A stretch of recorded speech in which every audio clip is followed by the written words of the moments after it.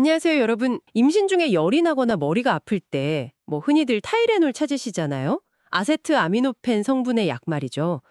해열 진통 효과로 워낙 많이 쓰이니까요. 근데 최근에 이 약 복용이 혹시 아이의 자폐증이나 ADHD 위험을 높이는 거 아니냐? 이런 뉴스나 심지어 소송 광고 같은 거 보신 분들 계실 거예요.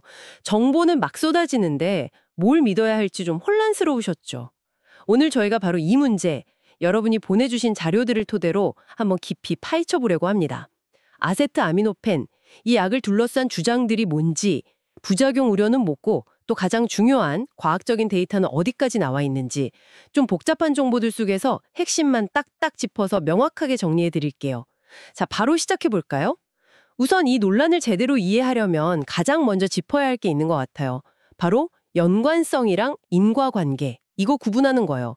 이게 과학에서는 굉장히 다른 의미잖아요. 타이레놀 복용과 자폐 발생이 연관이 있다는 거랑 타이레놀 때문에 자폐가 생긴다는 건 완전히 다른 얘기죠. 네, 맞습니다. 아주 결정적인 차이죠. 실제로 여러 연구에서 임신 중 아세트아미노펜 복용하고 아이의 자폐나 ADHD 사이에 어떤 통계적인 연관성이 보인다 이런 결과가 나온 건 사실이에요. 하지만 미국 FDA 같은 규제기관에서도 명확하게 지적하듯이 연관성은 여러 연구에서 보고됐지만 인과관계는 확립되지 않았다. 이게 중요합니다. 그리고 심지어 문헌에는 서로 상반되는 결과들도 존재하고요. 그러니까 단순히 두 가지 현상이 같이 나타나는 경향이 있다는 거지 약 복용이 직접적인 원인이라고는 아직 단정지을 수 없다는 뜻입니다. 아, 그 유명한 아이스크림 예시 같은 거네요. 여름에 아이스크림 많이 팔리면 상어 공격도 늘지만 아이스크림이 원인은 아닌 거. 그렇죠. 바로 그거죠. 여름이라는 제3의 요인이 있는 것처럼 이 경우에도 다른 숨겨진 요인이 있을 수 있다는 겁니다. 네, 연관성이 있다고 해서 무조건 원인이라고 생각하면 안 된다는 점, 이거 확실히 기억해야겠네요. 근데 이런 연관성 자체에 대해서도 좀 다시 생각하게 만드는 아주 중요한 연구 결과가 최근에 나왔다고 들었어요. 네, 그렇습니다. 2024년에 죄이마어라는 아주 권위 있는 의학 학술지에 발표된 스웨덴 연구인데요. 이게 상당히 주목을 받았어요. 규모가 어마어마합니다. 거의 250만 명에 달하는 아이들을 대상으로 한 연구예요. 우와, 250만 명이요. 정말 대규모네요. 네. 근데 이 연구가 진짜 특별한 이유는 사용한 분석 방법 때문입니다. 바로 형제자매 비교 분석이라는 걸 썼어요. 형제자매 비교요? 그게 어떤 방식인가요? 말 그대로 같은 어머니에게서 태어난 형제나 자매들을 비교하는 겁니다. 예를 들어 첫째 아이 임신 중에는 엄마가 아세트아미노펜을 복용했고 둘째 아이 임신 중에는 복용하지 않았다면 이 두 아이의 신경 발달 결과를 비교하는 거죠. 이렇게 하면 그 가족이 공유하는 유전적인 요인이는 가정 환경 같은 것들의 영향을 상당 부분 통제할 수가 있어요. 아주 강력한 연구 설계죠. 아, 그렇군요. 유전이나 환경 요인을 비슷하게 맞추고 약물 노출 여부만 다른 경우를 비교한다. 굉장히 설득력 있는 방법 같은데요. 그래서 결과는 어떻게 나왔나요? 그 연관성이 여전히 나타났나요? 놀랍게도요, 이 형제자매 내에서 비교를 해보니까 임신 중 아세트아미노펜 노출과 자폐증, ADHD, 그리고 지적장애 사이에 통계적으로 의미 있는 연관성이 발견되지 않았습니다. 아, 연관성이 사라졌다고요? 네. 위험비 화자드 레이쇼라는 수치를 보는데 자폐증이 0.98, ADHD도 0.98, 지적장애는 1.01, 거의 1에 가깝게 나왔어요.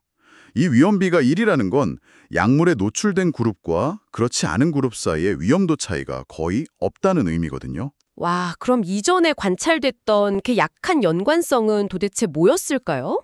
이 연구 결과가 시사하는 바는 이겁니다. 이전에 보였던 약한 연관성은 아세트아미노펜 약물 그 자체의 영향이라기보다는 다른 요인들 때문일 가능성이 높다는 거죠. 예를 들면 엄마가 약을 먹어야 했던 이유, 감염 때문에 열이 났다거나 통증이 심했다거나 하는 그 기저질환의 영향일 수도 있고요. 아니면 그 가족이 공유하는 다른 유전적, 환경적 요인들, 이런 것들이 복합적으로 작용했을 수 있다는 아주 강력한 증거를 제시하는 겁니다. 그렇군요. 형제자매 비교 연구 결과는 정말 중요한 포인트네요. 약 자체의 문제라기보다는 다른 요인일 가능성을 높게 본다. 그럼에도 불구하고 혹시 이론적으로라도 아세토아미노펜이 태아 발달에 영향을 줄 수 있다는 그런 생물학적인 경로 같은 게 아예 없는 건가요? 어떻게 그런 주장이 처음 나왔는지도 궁금하긴 해요. 아, 네. 그런 이론적인 가설 혹은 가능성은 제기된 바가 있습니다. 아세트아미노펜이 우리 몸에 들어오면 간에서 대사가 되는데요. 이 과정에서 아주 소량이지만 NAPQI, 납키라고 읽기도 합니다. 라는 반응성이 높은 물질이 만들어집니다. 평소에는 우리 몸에 있는 글루타티온이라는 아주 중요한 항산화 물질이 이걸 빠르게 해독시켜줘서 문제가 없어요. 그런데 만약에 아세트아미노펜을 과량으로 복용하거나 또는 아주 장기간 계속 사용하게 되면 이 글루타티온이 일시적으로 부족해질 수 있다는 겁니다. 아, 해독 시스템에 과부하가 걸릴 수 있다. 줄 수도 있지 않을까 하는 것이 이론적인 가능성으로 제기된 거죠. 그런 생화학적인 경로가 이론적으로는 존재할 수 있군요. 근데 그게 실제로 임신부가 의사 지시에 따라서 뭐 가끔 열날 때 한두 알 먹는 그런 일반적인 용량에서도 문제가 될 만큼 심각하게 작동해서 그 결과로 자폐나 ADHD를 일으킨다는 그런 직접적인 증거가 있나요? 바로 그 지점이 핵심입니다. 현재까지는요, 이 이론적인 경로가 일반적인 치료 용량의 아세트아미노펜 복용 상황에서 임상적으로 의미 있는, 즉 실제로 문제를 일으킬 정도의 신경 발달 이상을 유발한다는 직접적인 증거는 매우 부족합니다. 오히려 반대되는 연구 결과들도 있고요. 우리 몸의 글루타티온 시스템은 상당히 강력하고 정상적인 복용 상황에서는 이런 이론적 우려가 현실화될 가능성은 낮다고 보는 게 일반적이에요. 그러니까 생물학적인 가능성에 대한 가설과 실제 인과관계를 증명하는 것 사이에는 아주 큰 간극이 있다는 걸 기억해야 합니다. 네. 그럴 수도 있지 않을까 하는 가설이랑 실제로 그렇다는 증명은 전혀 다른 차원이라는 거군요. 명확히 알겠습니다. 그런데 이런 과학적인 논쟁과는 또 별개로 이 문제가 이미 뭐 법정 다툼이라든지 아니면 정부 규제 논의로까지 번졌다고 들었어요. 상황이 꽤 복잡해진 것 같아요. 네, 맞습니다. 이게 단순한 학술 논쟁을 넘어선 지 좀 됐죠. 미국에서는 타이레놀을 포함한 아세트아미노펜 제품 제조사나 유통사들을 상대로 수백 건의 소송이 제기됐었어요. 임신 중에 이 약을 먹었고 그 때문에 자녀에게 자폐나 ADHD가 생겼다고 주장하는 소송들이었죠. 이게 다 한데 묶여서 다중지구 소송, MDL이라는 형태로 진행되기도 했고요. 와, 수백 건이나요? 그래서 그 소송 결과는 어떻게 됐나요? 2023년 12월에요. 이 소송을 담당했던 연방법원에서 중요한 결정이 나왔습니다. 판사가 원고 측, 그러니까 소송을 제기한 측 전문가들이 제시한 과학적 증거들이 인과관계를 입증하기에는 그 방법론이나 신뢰성이 부족하다고 판단했어요. 그래서 관련 소송을 기각했습니다. 아까 말씀드린 스웨덴 연구 결과와도 좀 맥을 같이 하는 결정이라고 볼 수 있겠죠. 아, 법원에서는 증거가 부족하다고 판단해서 기각했군요. 그런데 또 비슷한 시기에 미국 정부 쪽에서는 다른 움직임이 있었다면서요. 이게 좀 혼란스러운데요? 네, 공교롭게도 거의 같은 시기예요. 2025년 9월 미국 보건복지부 산하의 국립독성학 프로그램이라는 곳에서 보고서를 하나 냈습니다. 이 보고서에서 임신 중 아세트아미노펜 복용과 자폐 스펙트럼 장애 위험 증가 사이에 가능한 연관성, possible link이 있다는 결론을 내리면서 FDA의 약품 라벨에 경고 문구를 추가하거나 변경하는 것을 검토하라고 권고했어요. 법원 판단이랑은 좀 결이 다른데요. 그러니 더 혼란스러울 수밖에 없겠네요. 그렇죠. 그래서 이게 발표되자마자 상당한 논란과 혼란을 일으켰습니다. 그럼 의학계에서는 이 보고서에 대해서 어떻게 반응했나요? 즉각적으로 반발이 나왔습니다. 미국 산부인과학회의 ACOG을 필두로 해서 여러 주요 의학 전문가 단체들이 공동으로 성명서를 발표했어요. 이들은 NTTP 보고서가 인과관계를 뒷받침할 만한 충분하고 일관된 과학적 근거 없이 불필요한 공포와 불안감을 조장할 수 있다고 강하게 비판했습니다. 그리고 아세트아미노펜에 대한 기존의 임상 권고, 즉 필요할 때 사용할 수 있는 비교적 안전한 옵션이라는 입장을 유지해야 한다고 주장했죠. 결국 과학적 증거를 어떻게 해석하고 받아들일 것인가를 두고 법원이나 주류의학계와 또 일부 행정기관 사이에 좀 이견이 드러난 상황인 거고, 이게 실제 임신부와 가족들에게는 정말 큰 혼란을 주고 있는 현실입니다. 네, 정말 한쪽에서는 소송 기각되고 다른 쪽에서는 경고 문구 검토하라 하고 또 의학계는 반발하고 듣기만 해도 머리가 아프네요. 그럼 이렇게 의견이 분분한 상황에서 지금 임신 중이신 분들은 당장 어떻게 해야 할까요? 열이 나거나 통증이 있을 때 아세트아미노펜, 그러니까 타이레놀 같은 약을 먹어도 되는 건지 전문가 단체들의 최종적인 권고는 뭔가요? 네, 이게 가장 현실적이고 중요한 질문이죠. 여러 논란에도 불구하고 ACOG이나 FDA 같은 주요 기관들의 공식적인 입장은 크게 변하지 않았습니다. 여전히 아세트아미노펜은 임신 중의 열이나 통증을 관리하기 위해 사용할 수 있는 가장 안전한 선택지 중 하나. One of the safest options. 라는 입장을 유지하고 있어요. 아, 여전히 가장 안전한 선택지 중 하나다. 네. 하지만 여기서 아주 중요한 단서 조항이 붙습니다. 바로 꼭 필요한 경우에만 증상을 조절할 수 있는 가장 낮은 효과적인 용량으로 가능한 한 가장 짧은 기간 동안만 사용하라는 겁니다. 당연한 얘기 같지만 불필요한 약물 노출은 무조건 피해야 한다는 원칙을 강조하는 거죠. 그럼 다른 해열 진통제, 예를 들어 이부프로펜 같은 약들은 어떤가요? 임신 중에 쓰면 더 위험한가요? 네, 그 점도 중요합니다. 이부프로펜이나 나프록센 같은 약들을 우리가 보통 비스테로이드성 소염 진통제, 줄여서 NSAIDs라고 부르잖아요. 이 NSAIDs 계열 약물은 특히 임신 중기 이후, 그러니까 대략 20주 이후에 사용하면 태아의 신장 기능에 문제를 일으켜서 양수가 줄어들거나 태아 동맥관이라는 중요한 혈관이 너무 일찍 닫혀버리는 심각한 부작용 위험이 있습니다. 그래서 임신 중기 이후에는 거의 금기시되고요. 임신 초기 사용에 대해서도 유산 위험 증가 등 일부 우려가 있어서 조심스럽습니다. 따라서 현실적으로 임신부가 안전하게 사용할 수 있는 해열 진통제 옵션이 아세트아미노펜 말고는 거의 없다고 봐도 무방해요. 이 점을 꼭 고려해야 합니다. 아, 다른 대안이 마땅지 않다는 현실적인 문제도 있군요. 그렇죠. 그래서 FDA도 최신 입장 발표에서 연관성 보고는 있지만 인과관계는 아직 미확립 상태고 상반된 증거도 많다는 점을 분명히 했고요. 국제산부인과 연맹, 피고 같은 국제기구들도 비슷한 입장입니다. 인과관계를 뒷받침할 근거가 부족하다는 거죠. 그렇다면 혹시 복용하는 빈도나 기간? 이런 것도 영향이 있을까요? 아주 가끔 한두 번 먹는 거랑 임신 기간 내내 자주 먹는 거랑은 좀 다를 수 있지 않을까요? 네, 좋은 지적이십니다. 실제로 일부 연구에서는 단순히 먹었다 안 먹었다만 본 게 아니라 얼마나 자주 먹었는지, 얼마나 오래 먹었는지, 총 복용량은 얼마인지 등을 나눠서 분석하기도 했어요.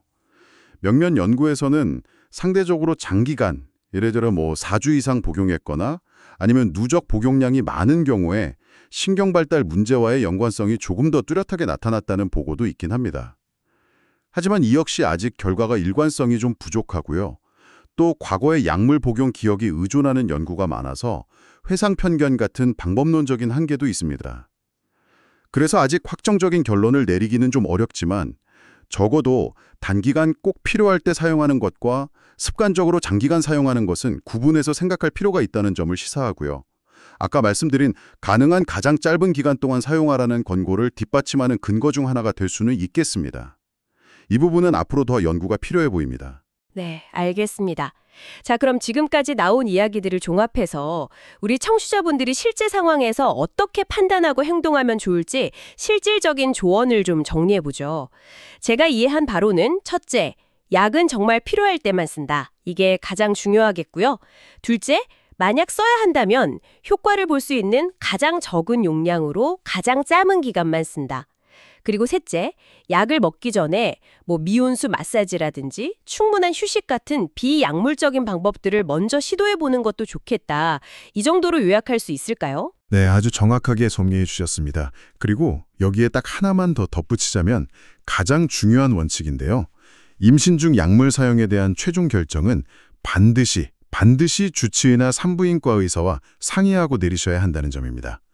개인의 건강 상태, 임신 주수, 다른 복용약물과의 상호작용 가능성 등등 고려할 게 많거든요. 전문가의 맞춤 조언이 필수적입니다. 그리고 또 한 가지 꼭 기억하셔야 할 점은요.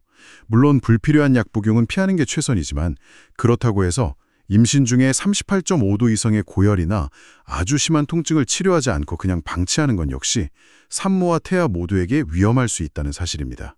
아, 치료 안 하는 것 자체도 위험할 수 있다? 네, 고열 자체가 태아의 신경 발달에 안 좋은 영향을 줄 수 있다는 연구 결과들도 있거든요. ASCOG나 FDA 같은 기관들도 바로 이 점을 강조합니다. 결국 약 사용으로 얻는 이득과 잠재적인 위험, 아직 불확실성이 크지만 사이에서 신중하게 저울질을 해야 하는 거고요.